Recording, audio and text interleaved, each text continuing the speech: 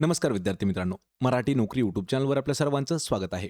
आज आपण या व्हिडिओमध्ये मुंबई उच्च न्यायालय भरती 2026 या परीक्षेसाठी जेवढे काही महत्त्वाचे पदं आहेत, त्या पदांसाठी असणारे इम्पोर्टंट प्रश्न, यामध्ये आपण मागील वर्षीच्या काही प्रश्नपत्रिका, सोबतच चालू घडामोडी ज्या आहेत त्यावर 2025 आणि 2026 चे काही महत्त्वाचे प्रश्न आपण या व्हिडिओमध्ये घेतलेले आहेत. हा आपला व्हिडिओ 13वा आहे. यापूर्वीच्या 12 व्हिडिओची लिंक्स मी तुम्हाला डिस्क्रिप्शनमध्ये दिलेली आहे. मित्रांनो, या व्हिडिओची जर आपल्याला पी-डी-एफ डाउनलोड करायची असेल, तर आपलं टेलिग्राम चॅनल आहे पहा, मराठी नोकरी या नावानं. त्याला जाऊन आपण जॉइन करायचं आहे. त्याची लिंक मी तुम्हाला डिस्क्रिप्शनमध्ये दिलेली आहे. सोबतच चॅनलवरती जर नवीन असाल, तर लगेच आपल्या मराठी नोकरी यूट्यूब चॅनलला सबस्क्राईब करून ठेवा. चला तर व्हिडिओला सुरुवात करूया. तर पहा, आपला प्रश्न पहिला आहे. उत्क्रांतवादाचा सिद्धांत खालीलपैकी कोणत्या शास्त्रज्ञाने मांडला होता? मित्रांनो, यावरती प्रश्न आपल्याला खूप वेळा विचारण्यात आलेले आहेत आणि आपल्याला प्रश्नाचं उत्तर येत असेल तर 3 ते 5 सेकंदामध्ये प्रत्येक प्रश्नाचं उत्तर हे कमेंट करून देत राहा. तर पहा, उत्क्रांतवादाचा सिद्धांत खालीलपैकी कोणत्या शास्त्रज्ञाने मांडलेला आहे? तर या प्रश्नाचं योग्य उत्तर असेल पर्याय क्रमांक 4, तर चार्ल्स डार्विन जे आहेत पहा, चार्ल्स डार्विन यांनी मांडलेला आहे उत्क्रांतवादाचा सिद्धांत. पर्याय क्रमांक 4 आपलं या प्रश्नाचं उत्तर होईल. यानंतरचा प्रश्न आहे पहा, खेलो इंडिया युवा क्रीडा स्पर्धा 2025 कोणत्या राज्यात आयोजित करण्यात आली होती? हा सुद्धा प्रश्न खूप महत्त्वाचा आहे. आपल्याला करंट अफेअर्स 2025 वर हा प्रश्न आपल्याला विचारले होता. खेलो इंडिया युवा क्रीडा स्पर्धा 2025 ही कोणत्या राज्यामध्ये आयोजित करण्यात आली होती? आणि ते राज्य आहे ऑप्शन क्रमांक 3, तर बिहार या राज्यामध्ये आयोजित करण्यात आली होती. ऑप्शन क्रमांक 3 आपलं या प्रश्नाचं उत्तर होईल. यानंतरचा प्रश्न आहे पहा, महाराष्ट्रात कोणत्या शहराचे नामकरण धाराशिव असे करण्यात आलेले आहे? सर्वात महत्त्वाचे आणि करंट अफेअर्सवरती प्रश्न विचारले जाऊ शकतात. आपल्याला महत्त्वाचं म्हणजे की आपल्या महाराष्ट्रामध्ये जे 3 जिल्हे आहेत पहा, 3 जिल्हे, त्या जिल्ह्यांची नावं बदलण्यात आलेली आहेत. तर ती कोणकोणती आहेत ते लक्षात ठेवायचं आहे. या प्रश्नाचं उत्तर काय असणार आहे?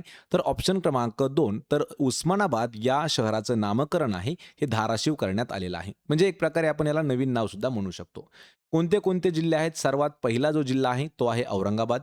याचं नवीन नाव छत्रपती संभाजी नगर असं करण्यात आलेलं आहे. छत्रपती संभाजी नगर. दुसऱ्या क्रमांकाचा आहे पहा उस्मानाबाद. तर नवीन नाव काय करण्यात आलेलं आहे पहा, धाराशिव हे नवीन नाव करण्यात आलेलं आहे. यावरती प्रश्न विचारला जातो की धाराशिव किंवा उस्मानाबाद या शहराचं प्राचीन नाव काय होतं? तर उस्मानाबाद या शहराचं प्राचीन नाव सुद्धा धाराशिव होतं आणि नवीन नाव सुद्धा धाराशिव ठेवण्यात आलेलं आहे. तिसरा जो जिल्हा आहे तो आहे पहा अहमदनगर. तर अहमदनगर या जिल्ह्याचं नवीन नाव जे आहे ते आहे पहा अहिल्यानगर हे त्याचं नवीन नाव आहे. या ठिकाणी अजून एक बीड जिल्ह्यातील महत्त्वाचं शहर आहे पहा अंबेजोगाई. तर अंबेजोगाईचं प्राचीन नाव जे आहे ते आहे पहा मोमिनाबाद. यावरती सुद्धा प्रश्न आपल्याला बीड पोलीससाठी विचारण्यात आले होते. म्हणजे या प्रश्नाचं उत्तर काय असणार आहे? ऑप्शन क्रमांक 2. चला तर यानंतरचा प्रश्न आहे, केंद्र शासनाची आयुष्यमान भारत ही योजना कोणत्या क्षेत्राशी संबंधित आहे? आयुष्यमान भारत ही योजना कोणत्या क्षेत्राशी संबंधित आहे? आणि ही जी योजना आहे तर ही सेंट्रल गव्हर्नमेंटची असणारी एक योजना आहे. तर या प्रश्नाचं योग्य उत्तर असणार आहे पर्याय क्रमांक 1, तर आरोग्य या भागाशी किंवा आरोग्य या क्षेत्राशी संबंधित आहे पहा आयुष्यमान भारत योजना. पर्याय क्रमांक 1 आपलं या प्रश्नाचं उत्तर होईल. यानंतरचा प्रश्न आहे प्रश्न 5वा. कावेरी व कृष्णा या नद्यांच्या दरम्यानच्या पूर्व घाटाच्या भागात डॅश टेकड्या आहेत. यावर सुद्धा प्रश्न आपल्याला 2019च्या पोलीस भरतीमध्ये विचारला होता आणि 2019ला हा प्रश्न आपल्याला वनरक्षक भरतीमध्ये सुद्धा विचारण्यात आला होता. कृष्णा व कावेरी या नद्यांच्या दरम्यानचा जो पूर्व घाट आहे त्या पूर्व घाटाच्या भागामध्ये कोणत्या टेकड्या येतात? आणि त्या ज्या टेकड्या आहेत तर त्यांना म्हटलं जातं पहा नल्ला मल्ला टेकड्या. पर्याय क्रमांक 3 आपलं या प्रश्नाचं योग्य उत्तर होणार आहे. मित्रांनो, हा प्रश्न थोडासा इम्पॉर्टंट आहे. यानंतरचा प्रश्न आहे प्रश्न क्रमांक 6वा. लोकसभा व राज्यसभा यांच्या संयुक्त बैठकीचे अध्यक्षपद खालीलपैकी कोण भूषवतात? यावर प्रश्न आतापर्यंत आपल्याला 4 वेळापेक्षा जास्त विचारण्यात आलेला आहे. जिल्हा उच्च न्यायालय जे आहे यासाठी सुद्धा आपल्याला 2 वेळा हा प्रश्न विचारण्यात आला होता आणि मुंबई उच्च न्यायालयासाठी 1 वेळा हा प्रश्न विचारण्यात आलेला आहे. राज्यसभा व लोकसभा यांच्या संयुक्त बैठकीचे अध्यक्षपद हे कोण भूषवत असतात? तर ते भूषवतात लोकसभेचे सभापती. पर्याय क्रमांक 4 आपलं या प्रश्नाचं योग्य उत्तर होणार आहे. मित्रांनो, हा प्रश्न थोडासा नोट डाऊन करून घ्या किंवा आपण पी-डी-एफ सुद्धा जशाच तशी या व्हिडिओची डाउनलोड करू शकता. लोकसभेचे सभापती जे असतात हे लोकसभा आणि राज्यसभा यांच्या संयुक्त बैठकीचे अध्यक्ष असतात. पर्याय क्रमांक 4 आपलं या प्रश्नाचं उत्तर होईल. प्रश्न क्रमांक 7 आहे.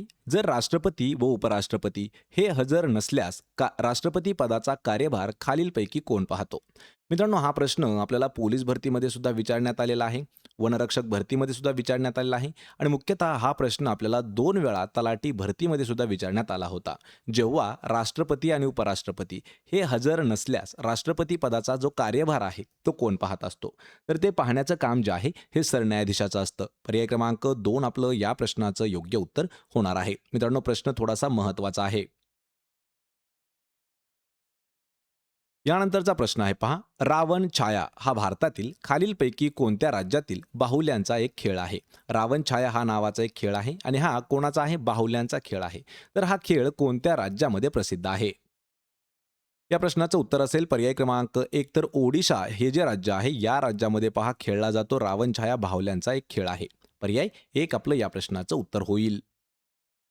प्रश्न क्रमांक 9 आहे. तत्कालीन बॉम्बे राज्यामधून महाराष्ट्र राज्याची निर्मिती ही कोणत्या वर्षी करण्यात आलेली आहे? सर्वात इम्पॉर्टंट असणारा प्रश्न आहे आणि महाराष्ट्रातील जेवढ्या काही महत्त्वाच्या परीक्षा आहेत त्या प्रत्येक परीक्षेमध्ये हा प्रश्न विचारण्यात आलेला आहे. प्रश्न पहा. तत्कालीन बॉम्बे राज्यामधून महाराष्ट्र राज्याची निर्मिती ही कोणत्या वर्षी करण्यात आली? आपल्याला माहिती आहे की महाराष्ट्र राज्याची निर्मिती कधी झाली तर 1 मे 1960 या दिवशी महाराष्ट्र राज्याची निर्मिती झालेली आहे. पण आपल्याला या ठिकाणी फक्त वर्ष विचारण्यात आलेलं आहे. म्हणजे या प्रश्नाचं योग्य उत्तर काय असेल? पर्याय क्रमांक 2 तर 1960 या दिवशी तत्कालीन बॉम्बे राज्यामधून महाराष्ट्र राज्याची निर्मिती करण्यात आली होती. 1 मे 1960 ही पूर्ण तारीख आहे. याच दिवशी लक्षात ठेवा, याच दिवशी महाराष्ट्र दिन साजरा केला जातो. महाराष्ट्र दिन साजरा केला जातो. तसेच जागतिक कामगार दिन सुद्धा 1 मे जागतिक कामगार कामगार दिन हा 1 मे या दिवशी साजरा केला जातो. पर्याय क्रमांक 2 आपलं या प्रश्नाचं उत्तर होईल. यानंतरचा प्रश्न आहे. इसवी सन 1425 मध्ये गाविलगड किल्ला कोणत्या राजाने परत बांधला होता? हा शब्द खूप महत्वाचा आहे. गाविलगड हा किल्ला कोणी बांधला आणि गाविलगड किल्ला हा परत कोणी बांधला हा प्रश्न इम्पॉर्टंट आहे. तर या प्रश्नाचं योग्य उत्तर असणार आहे ऑप्शन क्रमांक 2 तर अहमदशहा बहामनी याने 1425 या वर्षी गाविलगड जो किल्ला आहे हा परत रिकन्स्ट्रक्ट किंवा परत बांधण्याचं काम केलं होतं अहमदशहा बहामनी याने. पर्याय क्रमांक 2 आपलं या प्रश्नाचं उत्तर होईल. यानंतरचा प्रश्न आहे. मुंबईच्या दलाल स्ट्रीटमध्ये खालीलपैकी कशाचे कार्यालय आहे? पहा, आपल्याला विचारलंय की मुंबईचा एक रोड दिलेला आहे दलाल स्ट्रीट. तर या दलाल स्ट्रीटवरती कशाचं मुख्यालय आहे? आणि या प्रश्नाचं योग्य उत्तर असणार आहे ऑप्शन क्रमांक 2 तर बॉम्बे स्टॉक एक्सचेंज. लक्षात ठेवा, बॉम्बे स्टॉक एक्सचेंज हे जे आहे याचं मुख्यालय जे आहे हे दलाल स्ट्रीटमध्ये आहे मुंबईला. पर्याय क्रमांक 2 आपलं या प्रश्नाचं उत्तर होईल. यानंतरचा प्रश्न आहे पहा. जागतिक सामाजिक न्याय दिवस खालीलपैकी कोणत्या दिवशी साजरा केला जातो? जागतिक सामाजिक न्याय दिवस हा खालीलपैकी कोणत्या दिवशी साजरा केला जातो? दिनविशेष वरती जर मित्रांनो आपल्याला अशाच पद्धतीचे प्रश्न जर पाहायचे असतील तर त्यासाठी आपण जागतिक दिनविशेष आणि राष्ट्रीय दिनविशेष असे दोनही व्हिडिओ घेतलेले आहेत. तर त्या दोन्ही व्हिडिओच्या लिंक्स मी तुम्हाला डिस्क्रिप्शनमध्ये दिलेले आहेत. जागतिक सामाजिक न्याय दिवस जो आहे हा साजरा केला जातो 20 फेब्रुवारी या दिवशी. पर्याय क्रमांक 2 आपलं या प्रश्नाचं योग्य उत्तर होईल. यानंतरचा प्रश्न आहे पहा. प्रश्न 13वा. आंतरराष्ट्रीय बुद्ध शांतता पुरस्कार 2025 खालीलपैकी कोणाला प्रदान करण्यात आलेला आहे? या ठिकाणी आपण पुरस्कारावरती प्रश्न घेतलेला आहे कारण हा प्रश्न 2025ला थोडासा महत्त्वाचा प्रश्न होता. आंतरराष्ट्रीय शांतता पुरस्कार 2025 हा कोणाला देण्यात आला होता? तर हा देण्यात आलेला आहे मुस्तफा युसुफ अली गोम यांना. पर्याय क्रमांक 4 आपलं या प्रश्नाचं योग्य उत्तर होणार आहे. यानंतरचा प्रश्न आहे. महाराष्ट्रात कुंभमेळा कोणत्या ठिकाणी भरतो? सर्वात महत्त्वाचा प्रश्न आहे. आपल्या भारतामध्ये 4 ठिकाणी कुंभमेळा भरत आहे हे आपल्या सर्वांना माहीत आहे. तर मित्रांनो, एक तुमच्यासाठी प्रश्न विचारतो की हे 4 ठिकाणं कोणकोणती आहेत? या प्रश्नाचं उत्तर मला पण कमेंट करून द्यायचं आहे. पण आपल्याला विचारलंय काय की महाराष्ट्रामध्ये कोणत्या ठिकाणी भरतो? तर महाराष्ट्रामध्ये नाशिक या ठिकाणी भरवला जातो पहा कुंभमेळा. पर्याय क्रमांक 2 आपलं या प्रश्नाचं उत्तर होईल. यानंतरचा प्रश्न आहे पहा. डॉक्टर बाबासाहेब आंबेडकर यांनी कोणत्या वर्षी नागपूरमध्ये बौद्ध धर्माची दीक्षा घेतली होती? यावरती सुद्धा आपल्याला 4 प्रश्न खूप वेळा विचारण्यात आले होते. डॉक्टर बाबासाहेब आंबेडकर यांनी कोणत्या वर्षी नागपूरमध्ये बौद्ध धर्माची दीक्षा घेतली होती? आणि ते जे वर्ष आहे ते आहे 1956 या वर्षी. ऑप्शन क्रमांक 3 आपलं या प्रश्नाचं योग्य उत्तर होणार आहे. यानंतरचा प्रश्न आहे खालीलपैकी कोण महाराष्ट्र राज्याचे नवनियुक्त राज्यपाल आहेत? हा जो प्रश्न आहे हा आपल्याला करंट अफेअर्सनुसार कंटिन्यू बदलत असतात. पण लक्षात ठेवायचे मागच्या 3 महिन्यापासून महाराष्ट्र राज्याचे एक नवीन राज्यपाल नियुक्त करण्यात आलेले आहेत. सध्या सुरू आहे पहा फेब्रुवारी 2026 म्हणजे आपण करंट अफेअर्समध्ये प्रश्न असा विचारला जाऊ शकतो. फेब्रुवारी 2026 मध्ये महाराष्ट्र राज्याचे राज्यपाल कोण आहेत? तर या प्रश्नाचं योग्य उत्तर असणार आहे ऑप्शन क्रमांक 3 तर आचार्य देवव्रत हे जे आहेत हे महाराष्ट्राचे सध्याचे राज्यपाल आहेत. यापूर्वीचे राज्यपाल कोण होते तर CP राधाकृष्णन जे आहेत हे महाराष्ट्राचे आचार्य देवव्रत यांच्या आधीचे राज्यपाल होते. पण सध्या CP राधाकृष्णन जे आहेत हे आपल्या भारताचे उपराष्ट्रपती झालेले आहेत आणि त्यांची जी जागा आहे ही आचार्य देवव्रत यांनी महाराष्ट्राचे राज्यपाल म्हणून स्वीकारलेली आहे. पर्याय क्रमांक 3 आपलं या प्रश्नाचं उत्तर होईल. यानंतरचा प्रश्न आहे प्रश्न 17वा. ऑलिम्पिक सुवर्णपदक विजेता नीरज चोप्रा कोणत्या खेळाशी संबंधित खेळाडू आहे? सर्वात महत्त्वाचा प्रश्न आहे. नीरज चोप्रा हा जो खेळाडू आहे हा कोणत्या खेळाशी संबंधित आहे? ऑगस्ट 2020-2021 पासून हा जो खेळाडू आहे याच्यावरती नीरज चोप्रा यांच्यावरती 4 ते 5 प्रश्न आपल्याला विचारण्यात आले होते. कोणत्या खेळाशी संबंधित आहेत हा महत्त्वाचा प्रश्न आहे. आणि या प्रश्नाचं योग्य उत्तर असेल ऑप्शन क्रमांक 2 तर भालाफेक. त्यालाच कधी-कधी इंग्रजीमध्ये जॅव्हलिन थ्रो असं देखील नाव दिलेलं असतं. लक्षात ठेवा. ज्यावेळी आपल्याला हा प्रश्न तलाठी भरती म्हणजे सांगायचं म्हणजे काय ज्यावेळेस TCS पॅटर्न विचारेल त्यावेळेस आपल्याला भालाफेकच्या ऐवजी जॅव्हलिन थ्रो असा दिलं असणार आहे. तर नीरज चोप्रा हे भालाफेक खेळाशी संबंधित आहेत. पर्याय क्रमांक 2 आपलं उत्तर होईल. यानंतरचा प्रश्न आहे भारतातील खालीलपैकी कोणत्या शहराला गुलाबी शहर म्हणून ओळखले जाते? पहा भारतातील पिंक सिटी म्हणून कोणतं शहर ओळखलं जातं? सर्वात महत्त्वाचा प्रश्न आहे. गुलाबी शहर जे आहे हे जयपूर या शहराला म्हटलं जातं. पर्याय क्रमांक 4 आपलं या प्रश्नाचं योग्य उत्तर होणार आहे. यानंतरचा प्रश्न आहे पहा बोहाग बिहू हा उत्सव कोणत्या राज्यात साजरा केला जातो? आपल्याला मित्रांनो महत्त्वाची जेवढे काही राज्य आहेत आणि त्या राज्यामध्ये कोणता उत्सव सण किंवा नृत्य जे आहेत हे दिलेले आहेत आपण सुद्धा. तर बोहाग बिहू हा जो सण आहे किंवा उत्सव आहे हा कोणत्या राज्यामध्ये साजरा केला जातो?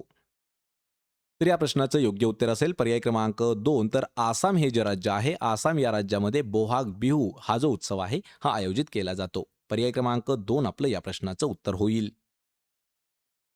या व्हिडिओचा आपला शेवटचा प्रश्न आहे bring it on the incredible story of my life हे आत्मचरित्र खालीलपैकी कोणत्या खेळाडूचं आहे? यापूर्वी आपण एक व्हिडिओ घेतलेला आहे त्यामध्ये 100 व्यक्तिमत्व आणि त्यांच्या जीवनावर असणारी पुस्तकं किंवा त्याला आपण आत्मचरित्र म्हणू शकतो ते देखील आपण घेतलेले आहेत. त्या व्हिडिओची लिंक सुद्धा मी तुम्हाला डिस्क्रिप्शनमध्ये दिलेली आहे. या ठिकाणी आत्मचरित्र काय आहे? Bring it on the incredible story of my life हे जे आत्मचरित्र आहे तर हे दीपा मलिक यांचं आहे. पर्याय क्रमांक 1 आपलं या प्रश्नाचं योग्य उत्तर होणार आहे. तर मित्रांनो हे होते महत्त्वाचे 20 प्रश्न. या 20 पैकी किती प्रश्नाची उत्तर देता आली हे मला कमेंट करून नक्की सांगा. व्हिडिओ जर आवडला तर व्हिडिओला आपल्या लाईक करा, मित्रांमध्ये व्हिडिओ शेअर करा आणि आपल्या मराठी नोकरी या यूट्यूब चॅनलला सबस्क्राईब करून ठेवा. प्रत्येक व्हिडिओची PDF आपल्याला फ्रीमध्ये जर मिळवायची असेल तर आपलं टेलिग्राम चॅनल आहे मराठी नोकरी या नावानं त्याला सुद्धा आपण जॉईन करायचं आहे. त्याचीही लिंक मी तुम्हाला डिस्क्रिप्शनमध्ये दिलेली आहे. आपण भेटूया पुढच्या एका अशाच नवीन व्हिडिओमध्ये. तोपर्यंत जय हिंद, जय महाराष्ट्र.